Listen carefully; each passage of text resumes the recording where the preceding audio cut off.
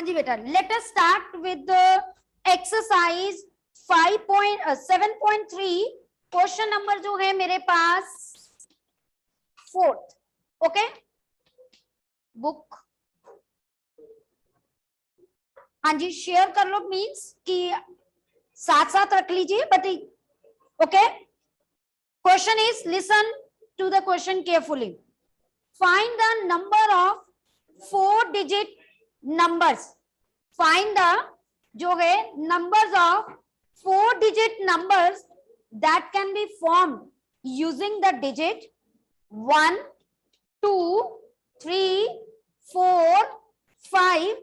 If no digit is repeated, how many of these can be even? दो parts है इस question के। पहला पार्ट है कितने ऐसे नंबर्स हैं 4 डिजिट नंबर जो कि इन डिजिट्स को यूज करके हमने बनाने हैं, और हमें कोई कुछ नहीं कहा, सिर्फ यही कहा हुआ है कि डिजिट्स जो हैं हम रिपीट नहीं कर सकते। मैंने आपको बार बार कह रही हूं, when digits are not to be repeated we can directly use permutation. अगर डिजिट रिपीट हो सकते हैं तो मैं परमोटेशन नहीं लगाती, मुझे number of ways principle of counting से ही कैलकुलेट करने पड़ते। Okay, first step, I am having 5 digit with me but I have to use 4 at a time. हाँ जी, अब मुझे बताएगा पुलकित। वेरी गुड, सबसे पहले पार्ट का आंसर है number of ways that is 5p4। आप ऐसे भी कर सकते हो, आप जो है बेटा 5 इंटू 4 इंटू 3 इंटू 2 से भी कर सकते हो। Okay, clear to everybody? Now the second step, how many of them are even. अब इसमें कंडीशन लगा दी मेरे पास कि इवन नंबर होना चाहिए। कल भी हमने ये क्वेश्चन किया था। हाँ जी बेटा, क्या नेम है पहले? गुरसीरत, बताइए बेटा। लास्ट में 2 वेज से कर सकते हैं, बिल्कुल करेक्ट बेटा। टोटल 5 में से 4 हमारे पास रह गए, है ना? तो 4p3 मैं ऐसे भी कर सकती हूँ। ठीक है, मैं ऐसे भी कर सकती हूँ कि मेरे पास जो है 2 में से यूज कोई एक ही होना है एट ए टाइम, है ना? तो 4 रह गए मेरे पास, 4 इंटू 3 इंटू 2 वेज। बात वही है ना, सबको मल्टीप्लाई कर दो। सबको कॉन्सेप्ट क्लियर हुआ? Any doubt that comes in your mind you are free to ask me. कोई भी हंसे कि नहीं ये क्या पूछ रहा है या पूछ रही है, डजंट मैटर। आज वो हंस रहे हैं, कल तुम्ही को सैल्यूट मारेंगे। मैं क्लियर कट कहती हूँ, आज जिसपे हंसा जाता है उसी को सैल्यूट बजते हैं। So free to ask me any question. Damn bother what your friends are saying कि इसको ये नहीं समझ आया, नहीं क्लियर हुआ, that's why you are asking me. Clear सबको? चले, हाँ। तो और बात तो वही है, ऑड वन निकालने के लिए बेटर नहीं है सीधा इवन वाले निकाल लो। ऑड वन के लिए भी तो केसेस करोगे ना, है कि नहीं? ठीक है, हाँ जी दिव्या जी। बेटा प्रोबेबिलिटी इज समथिंग डिफरेंट, उसमें ये कॉन्सेप्ट यूज होता है।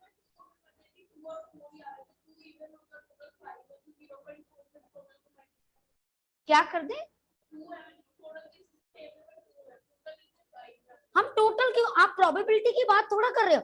हमने तो पर्टिकुलर वेज निकालने हैं कि जिसमें वो इवन हो, मतलब मुझे फेवरेबल इवेंट्स निकालने हैं, मुझे टोटल तो निकालना ही नहीं, है ना? तो मैं प्रोबेबिलिटी की यहाँ क्यों बात कर। हाँ, प्रोबेबिलिटी में ये कॉन्सेप्ट यूज होना है। जब आप प्रोबेबिलिटी निकालोगे, आपने टोटल वेज निकालने हैं, आपने इवन नंबर ऑफ वेज निकालने हैं, तो तब आप कहोगे इवन ओवर टोटल, वहां ये यूज करोगे, यहां थोड़ा यूज करोगे। समझ आ गई बात? क्लियर? चलो बेटा आगे। नाउ कम टू नेक्स्ट बेटा, क्वेश्चन नंबर 5। हाँ जी, क्वेश्चन नंबर 5 इज, अब बेटा देखिए यहां पर क्लियर कट क्या लिखा है क्वेश्चन नंबर 5 में, form a committee of 8 persons. मुझे एक कमेटी बनानी है 8 पर्सन्स की। In how many ways can we choose chairman and vice chairman. जो मुझे कमेटी बनानी है ना, उसमें 2 पर्सन्स ही हैं। Out of 8 person I have to make a committee, but मुझे 2 पर्सन उसमें चूज करने हैं. One is vice chairman and other is chairman. Okay, अब देखो बेटा, assuming 1 person can hold not more than जो है 1 पोजीशन. ये क्लियर कट है, यहाँ पोजीशन का बहुत मैटर करता है. नो डाउट यहाँ लिखा है form from a committee, but जब कमेटी वर्ड आता है ना तो हम बार बार कहते हैं कि बेटा जी कॉम्बिनेशन यूज होना. अभी हमने किया नहीं, करेंगे, बट उसने आगे एक कंडीशन लगा दी कि कमेटी जो 8 बंदों में से जो कमेटी बनानी है ना उसमें सिर्फ 2 ही पर्सन है और उनकी पोजीशन है, एक चेयरमैन है, एक वाइस चेयरमैन. आपको भी पता है चेयरमैन की जो है वैल्यू ज्यादा होती है, मींस उसके पास पावर ज्यादा होती है as compare to vice chairman. होती है कि नहीं होती? तो दैट मींस यहाँ पर अरेंजमेंट मैटर्स. आप 2 बच्चे हो, मान लो एक को मैंने मॉनिटर बना दिया और एक को मैंने जस्ट एक ड्यूटी दे दी. मॉनिटर के पास पावर ज्यादा होंगी, एक को जस्ट एक ड्यूटी दी रिसर्च में, बेटा तुमने ये करना है, उसके पास पावर्स क्या होंगी? कम होंगी. तो डिफरेंस आ गया ना. अगर मैं रिवर्स कर दूं तो चेंज हो जाएगा. तो दैट मीन्स यहाँ पर परमोटेशन लगेगा. यहाँ पर ए और बी और बी और ए सेम नहीं है, दोनों क्या है? डिफरेंट वेज हैं. तो that's why permutation is used here. Okay, अब देखो मेरे पास जो है 8 में से सिलेक्ट कितने करने? 2. 8p2. सोचना कितना था, लिखना कितना है? सिर्फ इतना. हो गए? क्यों? हमने 2 सिलेक्ट किए, पर्सन ही 2 सिलेक्ट किए. ये लो दूसरे से निकाले, ये चेयरमैन, ये वाइस चेयरमैन. अगर पहले इसको सेलेक्ट करूं, कितने वेज हैं? 8 वेज. इसको सेलेक्ट करूं 7 वेज, 56 वेज. इसको देखो 8 फैक्टोरियल ओवर 6 फैक्टोरियल, 8 माइनस 2. हाँ जी, मेरे पास हो गए 8 into 7, 6 factorial by 6 factorial, cancel, answer is fix. हम एक को कहा, मैंने out of 8 I am selecting बेटा 2.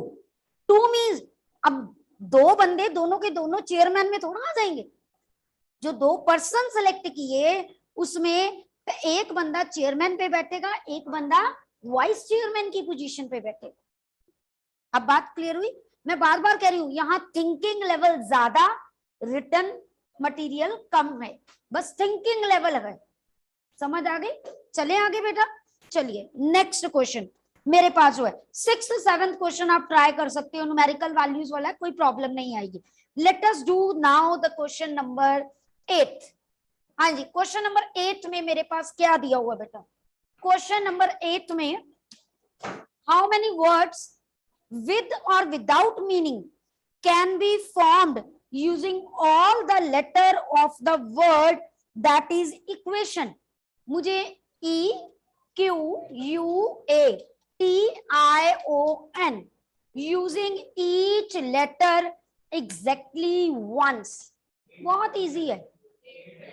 Very good. 8 फैक्टोरियल सबको पता चल गया कैसे आया? क्योंकि 1 2 3 4 5 6 7 8 हैं, 8 को यूज करना है.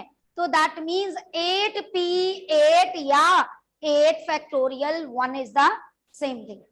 ओके बेटा, क्लियर हो गया सबको? हाँ जी. नाउ कम टू नेक्स्ट बेटा. मेरे पास हो गए question number 9. How many words with or without meaning that can be formed from the letters of the word Monday, MONDAY. ठीक है, assuming no letter is repeated. repetition नहीं allowed, तो मैं परमोटेशन डायरेक्टली यूज कर सकती हूँ if सारे बच्चे इकट्ठे आंसर नहीं बोलेंगे. Okay, first part 4 letter are used at a time. हाँ जी, नेक्स्ट टर्न बेटा. 4 letters are used at a time from this.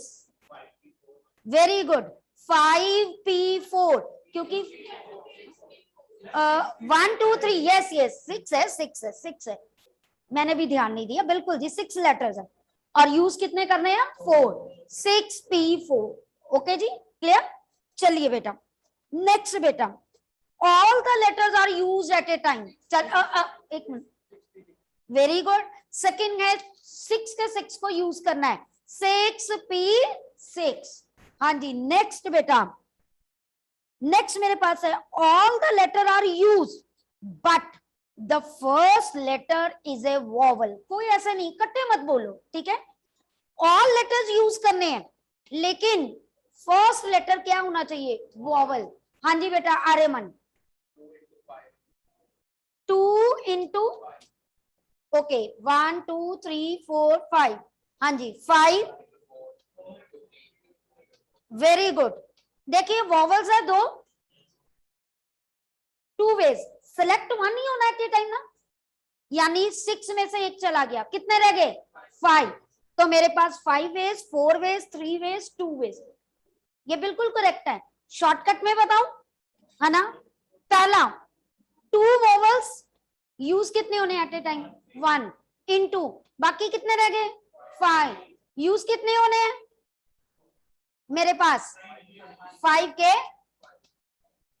6 ही थे ना, बिल्कुल ठीक। ओके जी, क्लियर? जैसे मर्जी, मैं दोनों तरह से इसीलिए बता रही हूँ, कोई ना कोई तो मेथड दिमाग में बैठेगा ना आपके। सबको क्लियर है? आर्यमन कोई डाउट? चल नहीं बेटा, यहां पर ऑल टुगेदर वाला थोड़ा, आप कौन सा रीड कर रहे हो? हाँ मंडे वाले में उसने क्या कहा है? All letters are use but the first letter. मैंने फर्स्ट वाले में तो नहीं कहा था, मैंने जब कहा था ऑल अकर टुगेदर या ऑल नॉट अकर टुगेदर।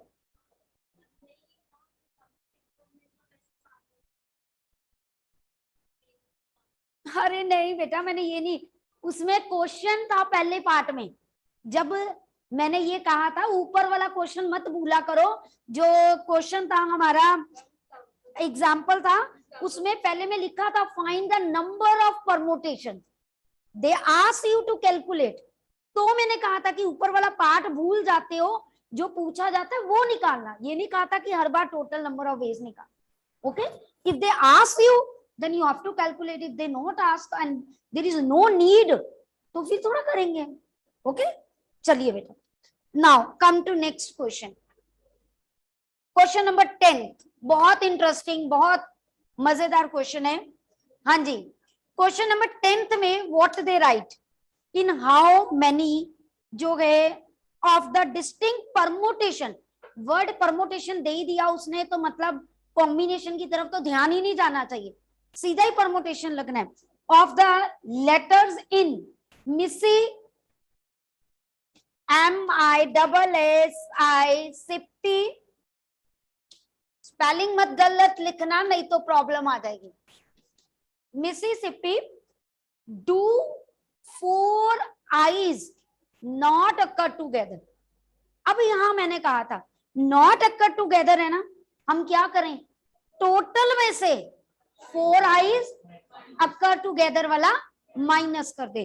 पहले तो टोटल देखें, let us see total number of ways, total number of ways. Next turn बेटा, पहले चेक कर ले, 1 2 3 4 5 6 7 8 9 10 11, 11 फैक्टोरियल। बस रेपिटेशन भी है बेटा, उससे डिवाइड नहीं करते उतने फैक्टोरियल से, है ना बेटा? रेपिटेशन मतलब यहाँ आई कितनी बार आ रहा है? 4 बार।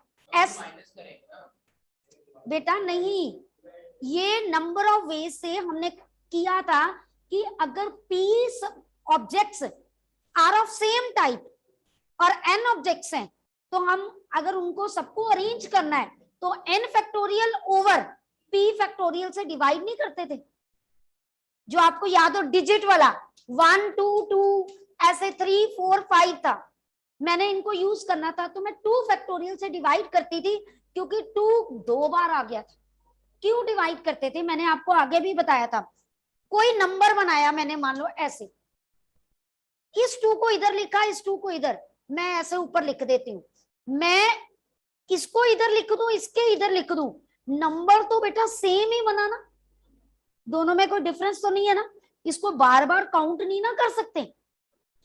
तो जब वो अल्फाबेट नंबर्स वाला ऐसे जब सेम सेम आ जाता है, जितनी बार वो नंबर होता है या जितनी बार वो अल्फाबेट होता है, रिपीट कर रहा है, सेम आ रहा है, तो उतने फैक्टोरियल से हम क्या कर देते हैं, डिवाइड कर देते हैं। ये मेरा कॉन्सेप्ट था वहां पर।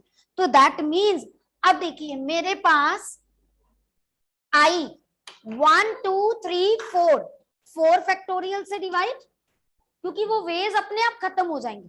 जो रिपीट मैं बार बार काउंट कर रही थी ना 11 फैक्टोरियल में, उन सबको मैंने डिफरेंट काउंट किया, बट उनको निकालने के लिए, खत्म करने के लिए रेपिटेशन वाले हम क्या कर देते हैं, डिवाइड कर दे, तो हमारा काम इजी हो जाता है।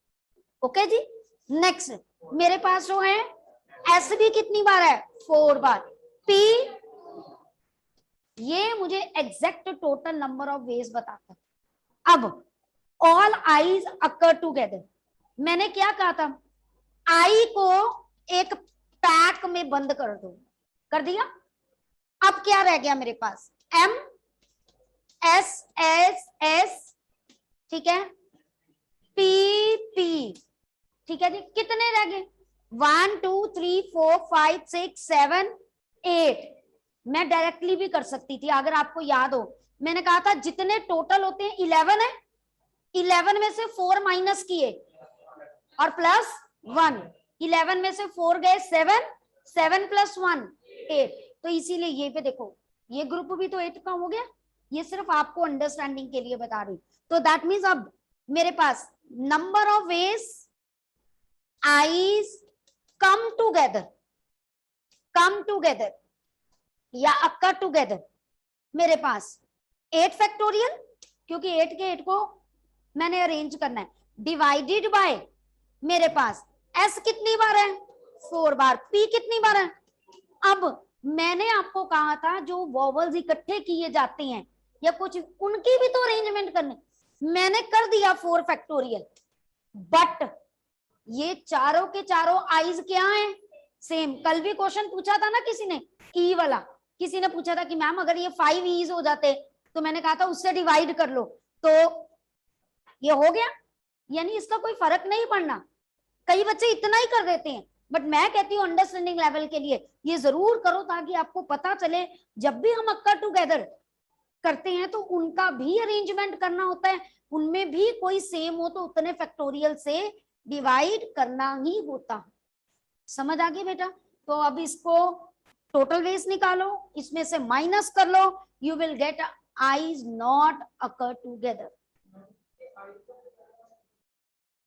हाँ जी मैं बताती हूँ। देखिए आपको ये पता चल गया 8 कैसे आया, ये पता चल गया। इनको नहीं मैंने छेड़ा, इसको एक पोटली में बंद किया हुआ मैंने, है ना। तो मेरे पास मैंने देखा 4s इकट्ठे थे, मैंने कर दिया डिवाइड। 2 पीस मेरे पास इकट्ठे नहीं, मतलब रिपीट हो रहे थे, तो मैंने डिवाइड कर दिया। अब मैंने कल भी ये बात बताई थी, वॉवल्स या जिनको हम इकट्ठे करते हैं उनका भी तो आपस में अरेंजमेंट होता है क्या, नहीं होता बेटा। देखो ये पहले इनको नहीं अरेंज करना, अगर ये ऐसे होता बेटा, सपोज ये वाले वॉवल्स होते, मान लो वॉवल्स, तो मैं क्या करती, मैं इसका 4 फैक्टोरियल लगाती साथ में अरेंज करने के लिए। ये लगाया मैंने कि ये सेम है, उसके लिए ये लगाया मैंने अरेंजमेंट के लिए, ये लगाया कि वो चारों के चारों सेम। इसलिए अगर ये डिफरेंट होता तो मैं डिवाइड नहीं करती, मैं सिंपल 4 फैक्टोरियल। मैं इसीलिए बार बार बता रही हूँ, डिफरेंट वाला भी तो आ सकता था ना, तो बच्चे भूल जाते हैं। यहाँ कोई फर्क नहीं पड़ा, क्योंकि सारे के सारे आई सेम हैं, तो उसका 1 वे ही होगा अरेंजमेंट का। कहां पर, यहाँ बेटा तुम्हें नीचे लगा दो, ये एक ही टर्म है। मैं वॉवल्स को पहले अरेंज करती हूँ फिर ही डिवाइड करूंगी। आपने यहां पर भी लगा दिया, डजंट मैटर, टर्म तो बेटा एक ही है ना, मल्टीप्लाई हो रही है, डजंट मैटर, साथ ही है ना केस। मैं पहले बताती तो आपको समझ नहीं आता। मैं हमेशा, कल भी मैंने कहा था जब वॉवल्स वाला क्वेश्चन किया, पहले उनको अरेंज करो, अगर उसमें रेपिटेशन है तो फिर उसको डिवाइड करो। अगर मान लो इसमें रेपिटेशन होती ही नहीं तो मैंने डिवाइड नहीं करना था। Is it clear? समझ आ गई बात सबको? Should I proceed to next question? चलो नेक्स्ट बेटा, नेक्स्ट क्वेश्चन है क्वेश्चन नंबर मेरे पास हो गए 11th। क्वेश्चन नंबर 11th देखिए, बहुत इंटरेस्टिंग क्वेश्चन, ध्यान से समझना। क्वेश्चन नंबर 11, बहुत सारे वेज है क्वेश्चन को करने के। In how many ways can the letter of the word permutation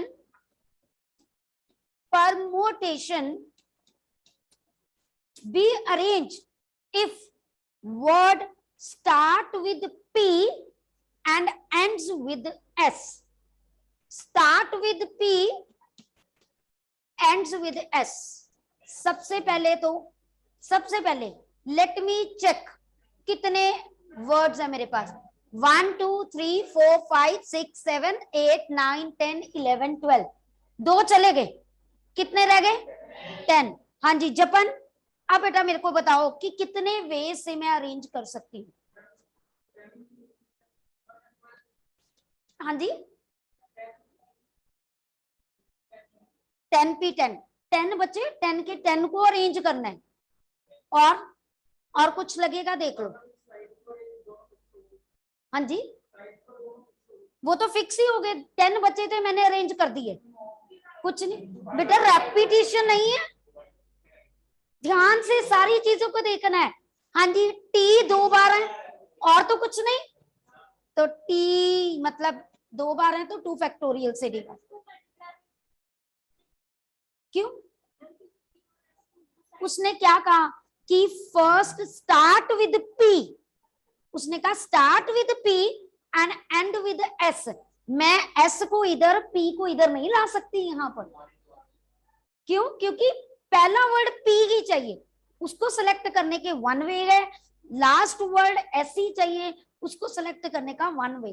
वो अगले पार्ट में आना है जो तुम कह रहे। हाँ जी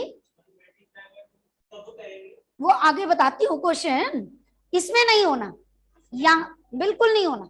सबको बात समझ आ गई? Any doubt to any one? Kavya clear बेटा? पीछे हरनूर? चलिए अब देखिए नेक्स्ट क्वेश्चन, इसमें क्या दिया हुआ है। अब सब बच्चे अपना अपना करेंगे। All vowels occur together, all vowels occur together, do yourself. I have given the time, Dhruv do it. कर लिया second part? Very good. Jeevitesh जल्दी करो।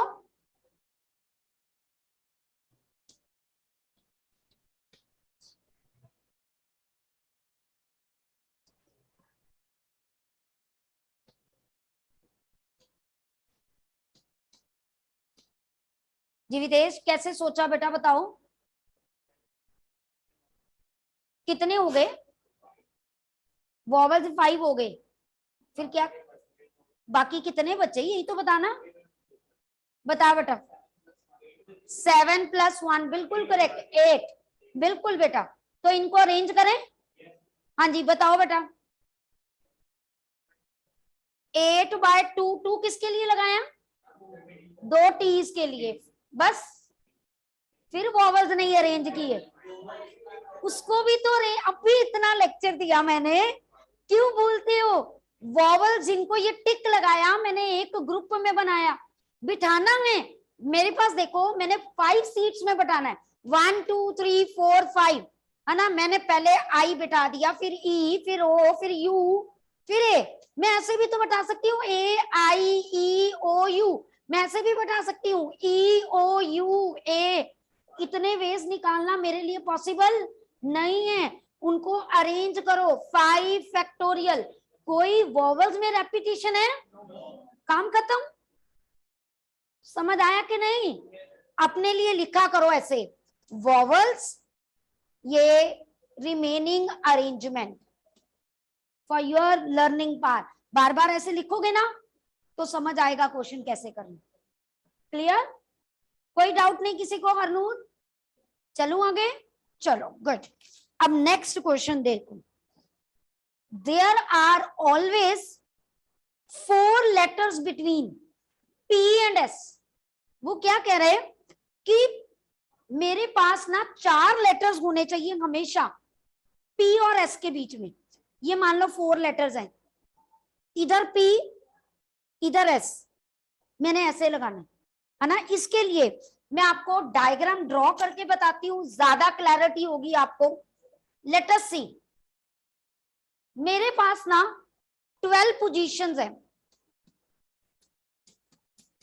ये देखिए 7 8 9 10 11 12। मैंने क्या किया, मैंने ऐसे लिखा P और S की पोजीशंस। अगर P को फर्स्ट में कर दूं, फिक्स कर दूं, 1 2 3 4 का गैप छोड़ू, तो S कहां आना चाहिए, यानी मैं 5 5 ऐड करते जाऊं। मैं P को 2 पे पोजीशन पे लिखूं तो ये 7 पे, 3 पे 8, 4 पे 9, 5 पे 10 और 6 पे 11, 7 पे, इसके आगे नहीं जा सकती। क्यों नहीं जा सकती बताइए, क्योंकि वो 13th पोजीशन मेरे पास नहीं है। ठीक है, अब यहां पर उल्टा भी हो सकता था, एस इधर आ जाए पी इधर आ जाए, 2 वेज हो गए। सबसे पहले पी और एस के मेरे पास 2 वेज हो गए। ठीक है, ये कितने वेज बने, 7, या तो 7 का डबल कर लो, वही बात हो गया, या 2 से मल्टीप्लाई कर दो, एक ही बात है ना, कोई प्रॉब्लम तो नहीं ना यहां तक। यानी मैंने नंबर ऑफ वेज जो कैलकुलेट किए, मैंने निकाला पहले 2 इंटू 7। मैंने यहां P और S की पोजीशंस फिक्स कर दी। अभी तक बाकी कुछ नहीं किया, बाकियों को भी तुम्हें रीअरेंज कर सकती हो कि नहीं। हाँ जी, टोटल 12 थे, कितनों को फिक्स किया, कितनों, 2 को फिक्स किया, 2 को, बाकी कितने रह गए, 10 के कहीं के कहीं जहां मर्जी आ जाए ना, anywhere they can settle down, है ना, और they can occupy the place. तो दैट मींस, और 10 के 10 को यूज करना।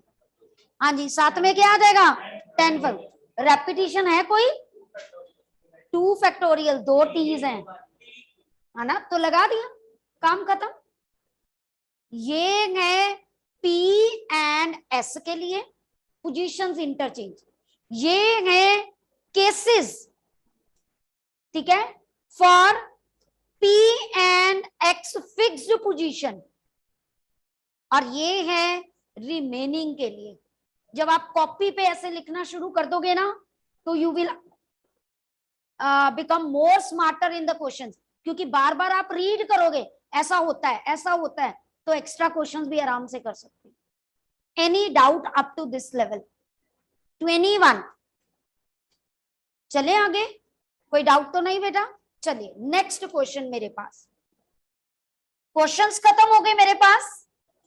Now I will start with the next concept, combination.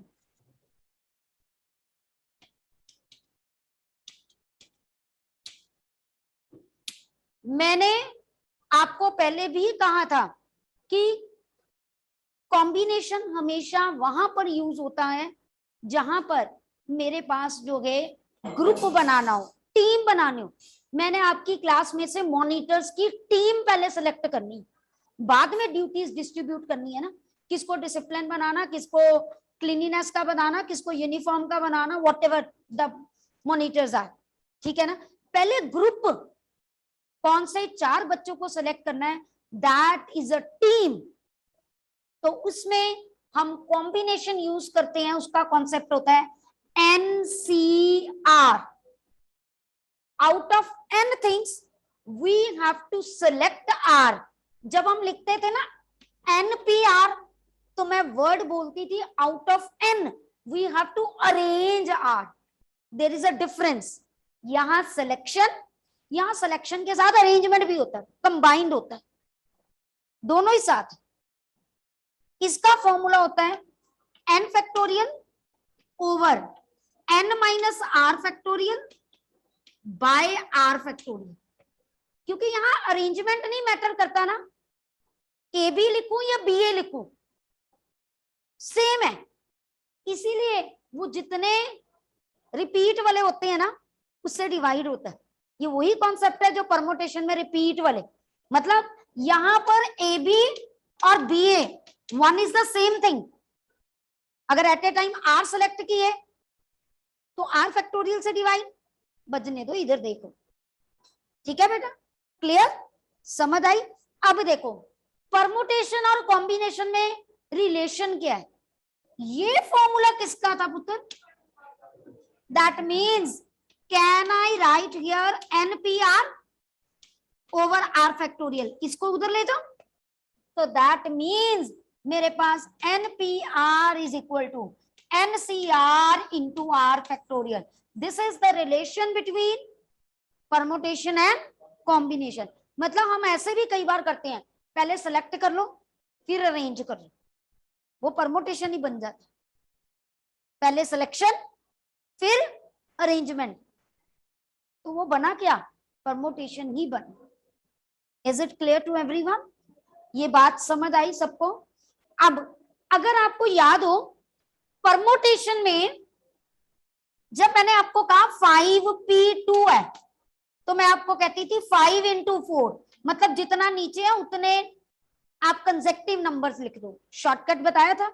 लेकिन कॉम्बिनेशन में अगर 5C2 है, मैं आपको कहती हूं लिखने 2 ही है, ऊपर लिखने 2 ही है, लेकिन नीचे 2 है ना, 2 से स्टार्ट करो टिल 1 तक। अगर होता 5C3, 5 फैक्टोरियल मतलब 5 4 3 2 सॉरी 3 2 1, ये एक्स्ट्रा आता है शॉर्टकट में। ओके जी, क्लियर टू एवरीवन, कोई डाउट तो नहीं, श्योर। चलिए मेरे पास हो गए, नेक्स्ट हम स्टार्ट करने लगे हैं, मेरे पास क्वेश्चंस, और मैं बार बार कह रही हूं आर की वैल्यू ऑलवेज ग्रेटर देन 0 और इक्वल टू 0। अगर 0 आ गया कोई सिलेक्शन ही नहीं करनी ना, तो इसीलिए हम इक्वल टू 0 नहीं लेते। अगर मैं कहूं कि 24 स्टूडेंट्स में से I have to select 0 student, मतलब मैंने ना तो कोई अरेंजमेंट करना ना मैंने सिलेक्शन करनी, that's why we write it R greater than 0 but less than equals to n। जितने बच्चे प्रेजेंट हैं, जितनी थिंग्स मेरे पास हैं, मैं उससे ज्यादा की सिलेक्शन नहीं कर सकती। ओके बेटा, clear. Now come to the questions मेरे पास। बिफोर स्टार्ट विद क्वेश्चन, छोटी छोटी कॉन्सेप्ट बता दूं।